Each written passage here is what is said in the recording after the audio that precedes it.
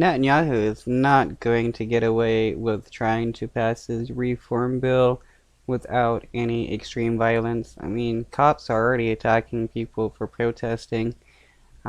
He fires the defense minister, somebody on his side, for who opposes the bill, and um, it's just gonna end up getting worse.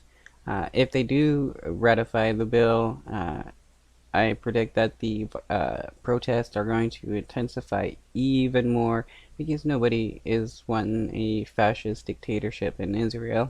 Israel's months-long political crisis intensified on Sunday. Protesters blocked a major highway and set fires in Tel Aviv. In Jerusalem, they broke through the barricades around Prime Minister Benjamin Netanyahu's residence. Netanyahu's firing of Defense Minister Yoav Gallant gave the opposition to a judicial overhaul new momentum. Gallant was the first senior member of Netanyahu's Likud party to express concerns about the effect the protests were having on national security. He tweeted, "The security of the State of Israel has always been and will always remain my life's mission."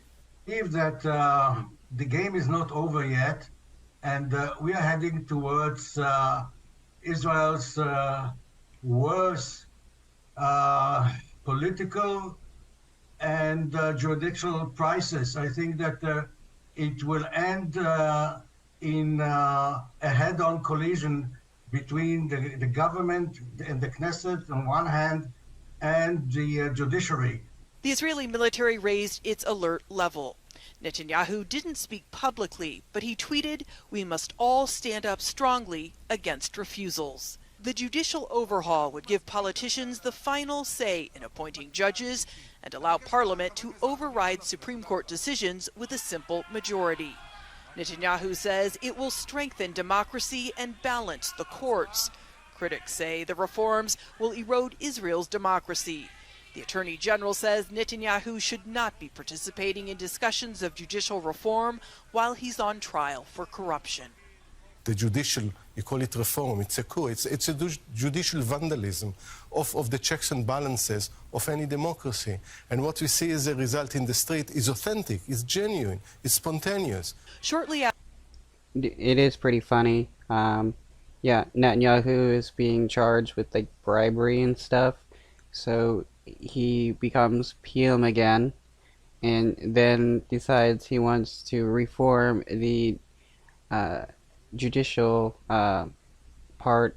He wants to do some reform of the government so that the party that he's in at the moment, who has a supermajority, can override anything that the courts say, so that he can be like, "Oh, you say I'm guilty for bribery?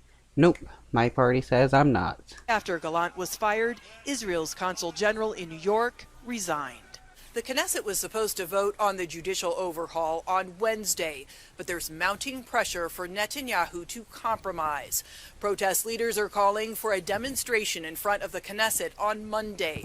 About 24 local council leaders are staging a hunger strike in front of the Prime Minister's office. University classes are canceled. Several dozen doctors have called in sick in protest, and there's talk of a workers' union holding a strike. A senior member of the governing coalition says Netanyahu has made a strategic mistake.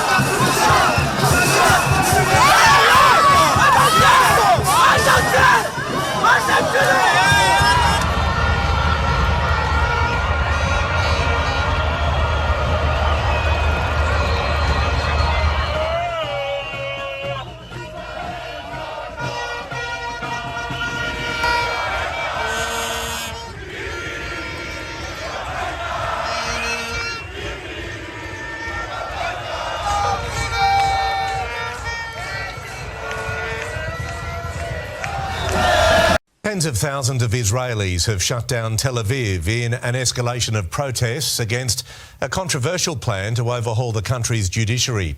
Anger only deepening after the Prime Minister sacked his Defence Minister for speaking out. Tel Aviv's main highway overtaken by a wave of protesters. This major city overrun by Israelis carrying flags and lighting bonfires. Police used water cannon to drive protesters away from the Prime Minister's residence. All of this in opposition to Benjamin Netanyahu's plan to overhaul the country's judicial system, to give the government final control over selecting judges and the authority to overrule Supreme Court decisions. It would also make it harder for the court to dismiss a leader deemed unfit, seen as a conflict given Mr. Netanyahu faces an ongoing trial for corruption. This latest escalation in protests followed this tweet announcing the sacking of Defence Minister Yoav Gallant for speaking out against the plan. Netanyahu thought that the Israeli society went to sleep, that he could pass the judicial coup. He was wrong.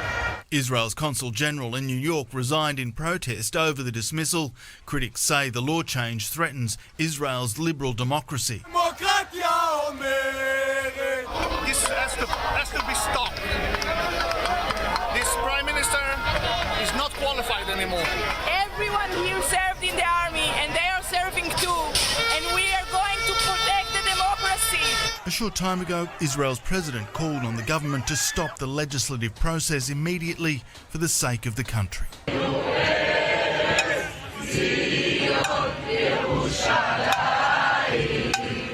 And with the national anthem ringing out, Israel remains a democracy in the balance. Eddie Meyer, 9 News.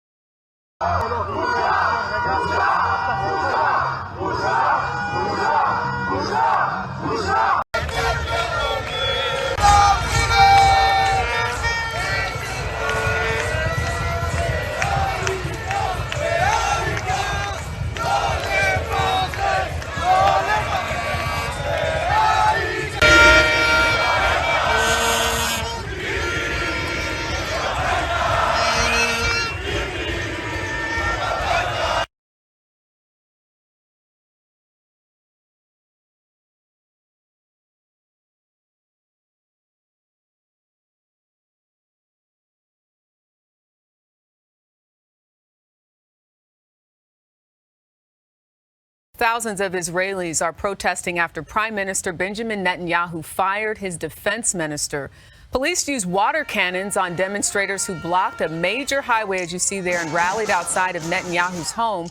He fired Defense Minister Yoav Gallant a day after Gallant said a proposed judicial overhaul poses a security threat to the country.